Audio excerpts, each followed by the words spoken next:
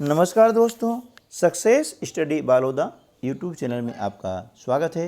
Learning outcome आधारित learning game सामग्री के कक्षा 7 विषय सामाजिक विज्ञान के दूसरे वीडियो में आपका स्वागत है। आज का जो हमारा टॉपिक है वह है ग्लोब और मानचित्र। ग्लोब और मानचित्र बहुत ही महत्वपूर्ण है भूगोल को समझने के लिए, है ना। और इस चैप्टर के अंतर्गत 4 जो है हमारे लर्निंग आउटकम कवर होते हैं, जो कि हमें बहुत ही ज़रूरी हैं, इनका ज्ञान होना आवश्यक है। तो इसके बारे में चलिए थोड़ी सी हम संक्षिप्त जानकारी प्राप्त कर लेते हैं और फिर जो है इसके जो अभ्यास है उसे कैसे पूर्ण करेंगे उस पर हम चर्चा करने वाले हैं। तो देखिए, ग्लोब क्या है। ग्लोब पृथ्वी का एक लघु रूप में प्रतिरूप होता है ना। ग्लोब को हम आसानी से घुमा सकते हैं, आपने देखा होगा। और ग्लोब पर विभिन्न देशों, महाद्वीपों और महासागरों को दर्शाया जाता है ना। ग्लोब गोल आकृति होती है, आपने देखा होगा। उसमें पूरे संसार के जो देश हैं वे सभी दिखाए गए हैं, किसकी स्थिति कहाँ है, भौगोलिक स्थिति दिखाई गई है ना। उसमें अक्षांश रेखाएं, देशांतर रेखाएं दिखाई गई है कि पृथ्वी के मध्य में क्या है, पश्चिम से पूर्व की ओर जो काल्पनिक रेखाएं खींची गई है ना, उसे हम कहते हैं विषुवत वृत्त या भूमध्य रेखा कहते हैं। ठीक है, यह विषुवत वृत्त का होता है, पृथ्वी यानी ग्लोब को 2 बराबर भागों में बांटता है ना। तो जो विषुवत रेखा है उसके ऊपरी हिस्से में जो हिस्सा है उसे हम कहते हैं उत्तरी गोलार्ध, और उससे नीचे जो हिस्सा होता है उसे हम बोलते हैं दक्षिणी गोलार्ध। तो इस प्रकार से उसे 2 भागों में बांटता है। कौन बांटता है? विषुवत वृत्त या विषुवत रेखा या भूमध्य रेखा कहते हैं। ठीक है ना। अब इसी के समानांतर क्या होता है, वृत्तों के रूप में जो रेखाएं खींची गई है उन्हें हम कहते हैं अक्षांश रेखाएं कहते हैं। क्या कहते हैं? अक्षांश रेखाएं कहते हैं। उत्तरी गोलार्ध में 90 अक्षांश रेखाएं हैं और दक्षिणी गोलार्ध में भी 90 अक्षांश रेखाएं हैं। इस प्रकार से कुल अक्षांशों की संख्या हो जाती है 180। और जो विषुवत रेखा है उसे हम 0 डिग्री अक्षांश रेखा कहते हैं। ठीक है ना। इसके बाद में क्या होता है कि 0 डिग्री देशांतर रेखा के पूर्व में होती है 180 डिग्री और पश्चिम में होती है 180 डिग्री देशांतर के रूप में, और कुल देशांतर रेखाओं की संख्या होती है 360। ठीक है ना। देशांतर रेखा क्या करती हैं? उत्तरी ध्रुव और दक्षिण ध्रुव को मिलाती है ना। यानी उत्तरी ध्रुव से दक्षिणी ध्रुव को मिलाने वाली जो रेखाएं होती है उन्हें हम कहते हैं देशांतर रेखाएं। और लंदन की जो ग्रीनविच वेधशाला है वहाँ से गुजरने वाली 0 डिग्री देशांतर रेखा को हम कहते हैं प्रधान देशांतर रेखा या अंतर्राष्ट्रीय समय रेखा, जिसे GMT कहा जाता है। ठीक है ना। उसके बाद में हम देखते हैं कि अक्षांश और देशांतर रेखाएं क्यों हैं, कि इससे क्या होता है, इनके कटा बिंदु से पृथ्वी पर हम किसी भी स्थान की वास्तविक स्थिति का पता लगा सकते हैं। देखिए, ये आपका ग्लोब है ना। इसमें आप देख रहे हैं, है ना, ये जो खड़ी रेखाएं होती है, ठीक है, ये खड़ी जो रेखाएं हैं ऊपर से नीचे खींची गई हैं, इन्हें हम कहते हैं, क्या बोलते हैं इनको? देशांतर रेखा बोलते हैं, है ना। और ये जो वृत्त के रूप में खींची गई है इनको बोलते हैं अक्षांश रेखाएं, है ना। क्या बोलेंगे? अक्षांश। ये जो 0 डिग्री अक्षांश रेखा है इसे हम बोलते हैं विषुवत रेखा, है ना। और ये जो 0 डिग्री देशांतर रेखा है इसे हम बोलते हैं, है ना, क्या बोलते हैं? प्रधान देशांतर रेखा। ठीक है, ये कहलाता है उत्तरी ध्रुव और ये नीचे होता है वो दक्षिणी ध्रुव होता है। ठीक है, चलिए। और ये जो आपकी है 0 डिग्री अक्षांश रेखा यानी विषुवत रेखा, इसके ऊपर का हिस्सा जो होता है ये कहलाता है उत्तरी गोलार्ध, और इससे नीचे का हिस्सा होता है ये कहलाता है दक्षिणी गोलार्ध। ठीक है, चलिए। संक्षेप में जानकारी इसके बारे में हमने प्राप्त की है ना। पूरा चैप्टर काफ़ी बड़ा है। अब इसको थोड़ा देख लेते हैं कि रेखा मानचित्र क्या होता है, जो पैमाने पर आधारित नहीं होकर के याददाश्त या फिर स्थानीय जो प्रेक्षण होता है उस पर आधारित होता है। अब क्या होता है कि जब मानचित्र जो होता है ना, मानचित्र में कुछ होते हैं रूढ़ चिन्ह। क्या होते हैं? रूढ़ चिन्ह होते हैं, और इसके अंदर ही एक मापक होता है जिसे हम बोलते हैं पैमाना। और इस प्रकार से आपने देखा होगा कि मानचित्र में नीचे की ओर लगभग ज़्यादातर बाईं ओर या फिर दाईं ओर ये लिखा रहता है पैमाना 1 सेंटीमीटर बराबर कितने किलोमीटर, ठीक है ना। तो इस प्रकार से हम उन्हें जो है मानचित्रों को आसानी से पढ़ सकते हैं। अब क्या होता है कि मानचित्र होते हैं उनकी उपयोगिता है ना के कई प्रकार होते हैं।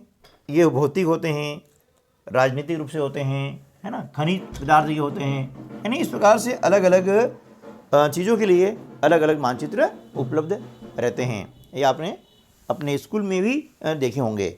चलिए अब इसके बाद हम देखते हैं कि यहाँ पर कुछ दिए गए आपको रूढ़ चिन्ह, है ना। मानचित्रों में ऐसे कुछ चिन्ह दिखाए जाते हैं। ये चिन्ह के द्वारा, यानी संकेत जिसे कहते हैं हम, सिंबल कहते हैं, इन सिंबल या संकेत के द्वारा हम मानचित्र को आसानी से पढ़ सकते हैं। ये जरूरी है। जिस उदाहरण के लिए हम देख लें कि बड़ी रेलवे लाइन है, इसके लिए इस चिन्ह का उपयोग किया गया है, ठीक है ना। और मीटर लाइन के लिए इस चिन्ह का उपयोग किया जाता है। एक लाइन खींचते हैं, इसको काट देते हैं। इसी प्रकार से रेलवे स्टेशन के लिए इस चिन्ह का उपयोग किया जाता है। अब हम बात करते हैं सड़कें। अब सड़कें दो प्रकार की होती है, पक्की सड़क और कच्ची सड़क। तो पक्की सड़क के लिए ये इस प्रकार से दो समांतर रेखाओं का उपयोग किया जाता है, और कच्ची सड़क के लिए ये डॉट डॉट करके दो समांतर रेखाओं का उपयोग किया जाता है। इससे हम मानचित्र में देख सकते हैं कि कहाँ पर पक्की सड़कें हैं और कहाँ पर कच्ची सड़कें हैं, ठीक है ना। इसके साथ ही सीमा के बारे में भी इसमें संकेत होते हैं। जो अंतर्राष्ट्रीय सीमा होती है, अंतर्राष्ट्रीय कैसे, दो देशों के बीच में, जैसे चीन और भारत के बीच में, ठीक है, पाकिस्तान और भारत के बीच में जो रेखा होती है, सीमा रेखा होती है, उसे हम कहते हैं अंतर्राष्ट्रीय सीमा, है ना। तो ये इस चिन्ह के द्वारा दर्शाई जाती है, ऐसा चिन्ह होता है, ठीक है ना। और दो राज्यों के बीच में जो सीमा रेखा दर्शाई जाती है वह इस टाइप की होती है, ठीक है ना। और इसके अलावा जो जिले होते हैं, उन जिलों के बीच में जो सीमा रेखा दिखाई जाती है जिलों के लिए, ये इस टाइप की होती है, ठीक है ना। इससे हम जो है आसानी से जान सकते हैं कि कहाँ पर अंतर्राष्ट्रीय सीमा रेखा है, कहाँ पर राज्य सीमा रेखा है और कहाँ पर जिला सीमा रेखा है, ठीक है ना। इसके बाद देखते हैं कि मानचित्र में ही नदी के लिए इस प्रकार के चिन्ह का उपयोग किया जाता है ना। कुएं के लिए इस प्रकार के चिन्ह का उपयोग किया जाता है। तालाब के लिए इस प्रकार के चिन्ह का उपयोग किया जाता है, और नहर के लिए इस प्रकार के चिन्ह का उपयोग किया जाता है, और पुल के लिए इस प्रकार के चिन्ह का उपयोग किया जाता है, ताकि हम मानचित्र देख करके उस भौगोलिक स्थिति का आसानी से पता लगा सकें। इसके बाद में मंदिर के लिए यह चिन्ह, है ना। गिरजाघर के लिए ये चिन्ह आता है, ठीक है। मस्जिद के लिए इस प्रकार के चिन्ह का उपयोग किया जाता है, और छतरियाँ जो होती है उसके लिए इस प्रकार के चिन्ह का उपयोग किया जाता है। इसी प्रकार से पोस्ट ऑफिस के लिए ये वाला चिन्ह, पोस्ट एवं टेलीग्राफ ऑफिस यदि है तो उसके लिए PTO, और पुलिस स्टेशन के लिए PS, इस प्रकार से इसका उपयोग किया जाता है। इसके साथ ही यदि कहीं पर बस्ती हैं तो ऐसे चिन्ह का उपयोग किया जाता है, और यदि कब्रिस्तान है तो इस प्रकार के चिन्ह का उपयोग किया जाता है। पेड़ के लिए इस चिन्ह का उपयोग करते हैं, और घास के लिए ऐसे बारीक बारीक घास टाइप चिन्ह होते हैं, उसका हम उपयोग करते हैं, ठीक है। यहाँ पर हमने संक्षिप्त जानकारी दी है। एक अगले वीडियो में मैं आपको ग्लोब के बारे में पूरी जानकारी और मानचित्र के बारे में पूरी जानकारी दूंगा, ताकि आप कैसे उनको पढ़ सकें, कैसे उनसे हम जानकारी प्राप्त कर सकें। तो संक्षिप्त जानकारी साथ में अब हम कर लेते हैं इसकी अभ्यास वर्कशीट, है ना। यदि अभी तक आपने मेरे चैनल को सब्सक्राइब नहीं किया है तो ऐसे ही महत्वपूर्ण और हेल्पफुल वीडियो प्राप्त करने के लिए आप, हमारे चैनल का नाम है सक्सेस स्टडी बालोदा, इसे सब्सक्राइब कर लीजिएगा। नीचे लाल रंग में लिखा होगा सब्सक्राइब, उसे आप प्रेस करेंगे तो कलर चेंज हो जाता है। और यदि पहले से आपने सब्सक्राइब कर रखा है तो उसके लिए आपको बहुत बहुत धन्यवाद। तो चलिए नीचे जो तालिका दी गई है इसमें हम कुछ जानकारी भर लेते हैं, है ना। इस तालिका में क्या जानकारी है, रेखाओं का नाम। अब रेखाएं ये पूर्ण हैं या अर्धवृत्त के रूप में हैं, इनकी संख्या कितनी है, ये आड़ी खींची गई हैं या खड़े खींची गई हैं, इनकी लंबाई बराबर है या क्रमशः छोटी बड़ी हैं, क्या सभी ध्रुवों में मिलती हैं, हाँ या नहीं। ये सारी जानकारी हमें यहाँ पर प्राप्त करनी है। तो देखिए, रेखाएं जो होती है अक्षांश रेखाएं, अक्षांश रेखाएं क्या होती है, ये पूर्ण वृत्त होती है ना। अभी आपको मैंने ग्लोब में समझाया था, ये क्या होती है, पूर्ण वृत्त होती है और इनकी संख्या होती है 180। ये आड़ी होती हैं और एक क्रमशः छोटे से बड़ा, यानी जो 0 डिग्री विषुवत रेखा है, यहाँ से जैसे हम उत्तरी गोलार्ध को जाएंगे तो इनकी लंबाई कम होती चली जाती है। इसी प्रकार से 0 डिग्री विषुवत रेखा से जब नीचे दक्षिणी ध्रुव की ओर आते हैं तो इनकी जो है लंबाई कम होती हुई चली जाती है, ठीक है ना। और ये सभी ध्रुवों पर, क्या सभी ध्रुवों पर मिलती हैं? नहीं, ये ध्रुवों पर नहीं मिलती है। अब अगली जो रेखा होती है उसका नाम है देशांतर रेखा, ठीक है ना। देशांतर रेखा अर्धवृत्त के रूप में होती है ना। उत्तरी ध्रुव से दक्षिण ध्रुव, यानी ऊपर से नीचे खिंची जाती है, तो ये अर्धवृत्त होता है ना। और इनकी संख्या होती है 360। ये जो रेखा होती है ना, ये होती है खड़ी ऊपर से नीचे, है ना, और इनकी लंबाई बराबर होती है। और ये सारी रेखाएं सभी ध्रुवों पर मिलती है, सभी मतलब उत्तरी ध्रुव और नीचे दक्षिण ध्रुव, ठीक है ना। तो इस पर वो मिल जाती है। क्लियर? चलिए नेक्स्ट। अब चित्र देख करके दिए गए प्रश्नों के उत्तर लिखिए। अब देखिए, इस चित्र में आपको संकेत दिए गए हैं जिनके बारे में अभी हमने चर्चा की थी, है ना। देखिए, ये आपको दिया गया है दिशा ज्ञान के लिए, है ना। यहाँ पर आपको दिशा दी गई है कि कोई सा भी मानचित्र आप देखें तो इसके ऊपर की ओर हमेशा आती है उत्तर दिशा, ठीक है, ये आप देख रहे हैं यहाँ पर। और नीचे हमेशा क्या आएगी, है ना, नीचे की ओर आती है दक्षिण दिशा, ठीक है ना। यहाँ पर दक्षिण दिशा आ जाएगी, ठीक है ना। और ये दक्षिण दिशा आ गई। और इधर हम बात करें, इधर आती है पूर्व दिशा आती है और इधर आती है पश्चिम दिशा, ये आपको ध्यान रखना है। अब यहाँ पर बसंतपुर है ना, आप देख रहे हैं कि बसंतपुर है, डुमरी है, सुंदरपुर है, ये यहाँ पर गाँव के नाम दिए गए हैं। और उसमें बताया गया है, देखिए ये तालाब का चिन्ह है ना, ये रेलवे लाइन बड़ी रेलवे लाइन का है, ये छोटी रेलवे लाइन का है ना, ये मस्जिद का चिन्ह है, ये कच्चा रोड है, ये यहाँ पर पक्का रोड है, ये पुलिस स्टेशन है, ये यहाँ पर पेड़ लगे हुए हैं, और ये जो चिन्ह है ये पुल का है, ठीक है ना। तो इसको हमने ध्यान से पढ़ लिया है। अब इसे पढ़ने के बाद देखिए, ये चिन्ह किसका, ये मंदिर का है, ये कब्रिस्तान है, ये विद्यालय है, ये कच्चा रोड है, ठीक है ना, ये गिरजाघर है, ठीक है, और ये नदी है। अब इस चित्र को देख करके हमें नीचे लिखे जो प्रश्न हैं इसके उत्तर देना है कि नदी किस दिशा में बह रही है। इसका उत्तर हो जाएगा पूर्व से दक्षिण की ओर नदी बह रही है। डुमरी गांव के पास से किस प्रकार की सड़क गुजरती है? तो डुमरी पास गांव जो है उसके पास से पक्की सड़क गुजरती है।